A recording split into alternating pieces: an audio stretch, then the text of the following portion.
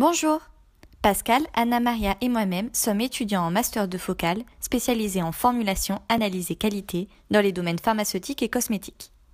Vous avez eu des cours sur la chromatographie gazeuse couplée à la spectrométrie de masse, mais n'avez pas compris le principe de l'ionisation électronique. Vous êtes un grand curieux et vous souhaitez savoir comment cela se passe? Pas d'inquiétude, nous avons pensé à vous. Dans cette courte vidéo, nous allons vous présenter le principe de l'ionisation électronique. Allez, suivez-nous!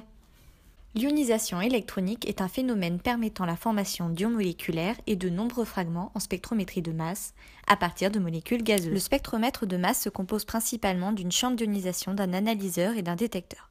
L'ionisation électronique a lieu dans la chambre d'ionisation. La chambre d'ionisation est composée de deux aimants, d'une trappe à électrons, d'un repousseur et d'un filament qui va émettre des électrons accélérés. Ceux-ci vont transmettre assez d'énergie pour arracher un électron de la molécule et déclencher des fragmentations. Les fragments neutres vont ensuite être éliminés par le vide.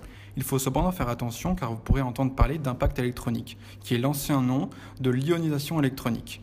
Mais il n'y a pas en réalité de collision entre l'électron et la molécule. Il va y avoir une déformation du nuage électronique causant un transfert d'énergie. Les filaments de rhodium ou tungstène à haute température émettent des électrons par effet thermoélectronique. La chambre d'ionisation en acier inoxydable est maintenue sous vide pour empêcher la collision entre les ions et les molécules neutres. Ces trois fans sont disposés perpendiculairement pour que chaque élément ait une trajectoire qui lui est propre afin d'éviter leur collision.